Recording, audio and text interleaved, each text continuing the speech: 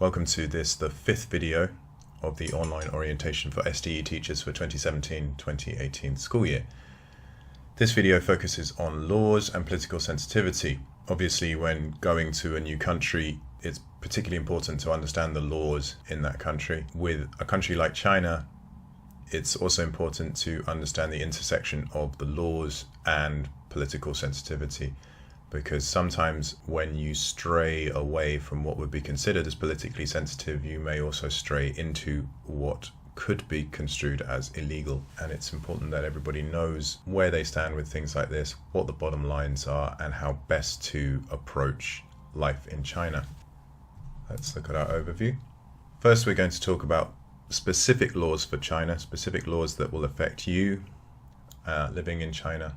Then some important legal differences between China and the rest of the world, and most importantly Western countries. Then finally we'll have a quick look at this issue of political sensitivity and how that can play a big role in problems that some foreign teachers occasionally have in China. I have to say the vast majority don't have an issue with this. So, laws for foreigners. Well, you've already been affected by laws for foreigners and you haven't even reached China yet. The visa process has been a lengthy one, and you've had to provide all sorts of authentications and notarizations. So, who is a foreigner? Seems like a stupid question, but it's kind of important, especially in China when you have grey areas with people with Hong Kong ID cards and so on and so forth. So, the definition: anyone who enters China on another country's passport whilst they're in China on that passport will be considered a foreigner. Therefore, all of the rules for foreigners apply to them. So they would need a visa in that passport before they could enter China, for example. Next, what's your legal standing in China?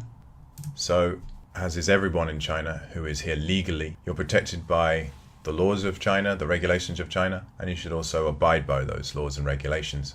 For foreigners, as I've already said, there are some specific laws and regulations, the visa process being one of them, and we'll come to some other parts of those regulations shortly. What if you break the law? Well, you probably won't be surprised by this answer. You could be fined, there may be some other kind of punishment, you might be incarcerated, you could even be deported. It's going to depend on what it is that you've done. If you find yourself in a situation where perhaps you're on the wrong side of the law, or the police are involved in some way and you're concerned that you may be implicated and perhaps you've done nothing wrong but there is some misunderstanding, these things can happen. Or perhaps you've made an honest mistake and something's gone wrong but you still need help. Who can you go to for trouble? Well, us, and probably best, your embassy. We can all act as sorts of consultants or mediators towards a better outcome when things go wrong. The important thing is having someone who can represent you in Chinese when there's some kind of issue, because it's probably a horrible situation to be in when the police are involved and you can't express what it is that you've done and you can't put across your opinion, and perhaps decisions are being made and judgments are being made and you're not able to influence those. So in this sort of situation, it's best to contact us and probably be able to contact your embassy so that people can get involved to help you. What precautions should you take? So, besides carrying the contact details for a Chinese-speaking friend or a colleague from SDE, or knowing how to get in touch with your embassy, probably best to avoid breaking the law in the first place. So make sure you know the laws, especially those for foreigners, and as I've just said, make sure you carry contact details for when the worst things could happen. Who's responsible for you obeying the law? Well, simply put, you. But we feel it's important that we share our knowledge about these situations, our understanding with you, to better help you to live in China, to better help you get along in China. In this slide, I want to show you a very specific aspect of laws for foreigners in China. This is the permit process, as I'm calling it here. So this includes the work permit and the residence permit. Your work permit is the document that guarantees you can work legally in China, and your residence permit, which is linked to your work permit, is the document that allows you to reside in China, to stay here. So all of this starts with the visa that you've been trying to get for the last month or two, or may still be waiting to get when you arrive. So first step, work visa. When do you start applying for this? When do you receive it? The deadline for receiving it is when you arrive. You will not get into China without that visa. So either you've finished the application before you come to China and it's already in your passport, or you arrive into Hong Kong, travel to the border and process a Z visa on arrival. So then what happens? Then you'll need to get a health check. The health check is needed to apply for the foreigner's work permit, and it's also required for the residence permit. Your health check will be finished within the first 4 days. So by this I mean you will have had your health check in the first 4 days, and 7 working days after completing your health check you will receive the results, which will allow you to then apply for your work permit later on. After you've done your health check, or maybe before, you will be searching for accommodation and you may move into your new accommodation. Once you've done that, you need to register with the police. This registration with the police is required for you to receive your residence permit later on, and is very likely to happen before you start the application for your foreigner's work permit. Police registration, this will be handled usually by your specialist or by you with help from your specialist in certain situations, or perhaps help from an academic consultant or another senior teacher who is familiar with the police station where you need to register. We'll come back to this later on, but usually you're expected to register with the police pretty quickly after moving into your accommodation. The foreigner's work permit, this is your authorization to work in China. You need this health check up here before this process can begin, and this takes quite a long time, 15 working days to process the foreigner's work permit. Finally, your residence permit. This is the document that replaces your Z visa in your passport.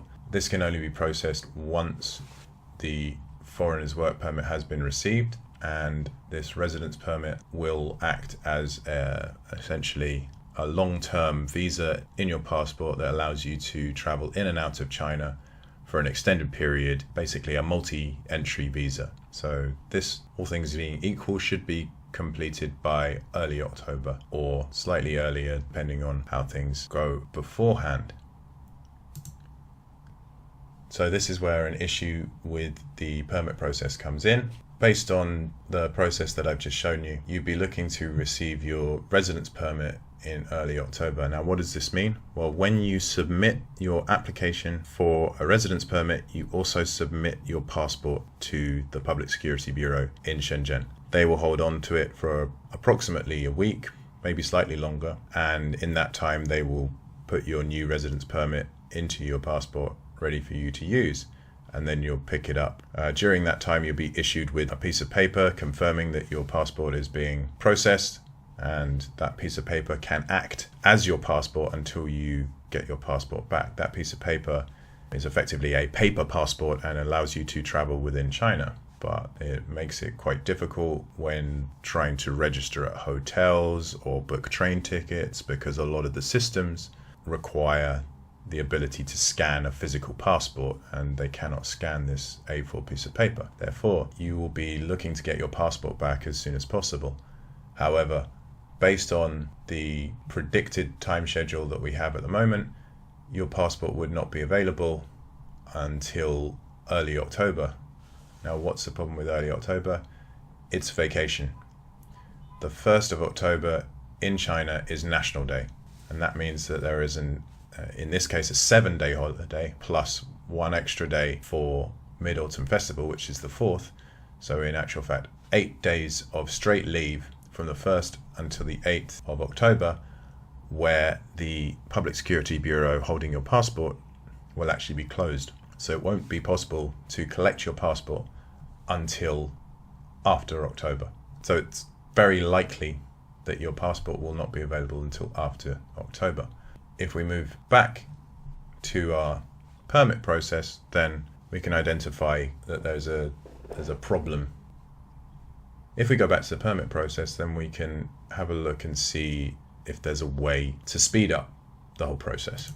We took a closer look at this in recent days, and we identified the health check as being the aspect of the process that slows everything down. You might finish your health check in the first 4 days after you arrive in China, sometime before the 1st of September, but then you need to wait over a week to actually get the results which are required to start applying for your foreigner's work permit. If this could be brought forwards, if this could start earlier, or finish earlier rather, and you could receive the results of your health check earlier, then your foreigner's work permit would also be processed earlier. It would then be finished earlier. The residence permit could be applied for earlier, and that would be finished earlier as well. So in the case of the health check, there is actually an express service available 1 working day later as opposed to 7 working days later. To get this express service, you would need to pay 200 renminbi extra for your health check. The health check cost is not covered by SDE, so it's really up to you whether you'd like to pay the extra 200 to process your health check faster. Based on the estimates I've been able to put together with the visa team, you'd then be able to apply for your foreigner's work permit a lot earlier, before the 1st of September, in fact, and then you'd expect to receive that sometime in mid-September, which would give you a very good chance of receiving your residence permit before the October holiday. So please bear this in mind and confirm the details with the visa team once you arrive. Then you can make a decision about whether or not you'd like to pay the extra 200 renminbi to process your health check faster. Next, this is a document that you'll see when you enter China. So it's an important notice. This is on the back of the arrival card that you fill in when you cross the border or when you enter China at the airport. And I'd like to highlight certain aspects of it in order to explain specific laws for foreigners. So this first aspect here, aliens who do not lodge at hotels. So when you're not living in a hotel, a guest house or an inn, then you need to go through accommodation registration at the local police station. The time limit here is 24 hours. First reason that you don't need to worry too much about this is when you arrive, we will be putting you in a hotel, and as you're lodging at a hotel, you won't need to register with the police straight away. It's only once you've moved into accommodation that you need to start thinking about registering with the police. Now, whilst this piece of paper says 24 hours, the expectations of different police stations varies greatly from one place to another. Your specialist will be able to help you work out what the expectations of your police station are so that you can register in good time. Next, anyone holding these visas must apply for residence permits at the Exit Entry Department of the Public Security Bureau within 30 days. So this is saying you must start the process of applying for a residence permit within 30 days of your entry into China.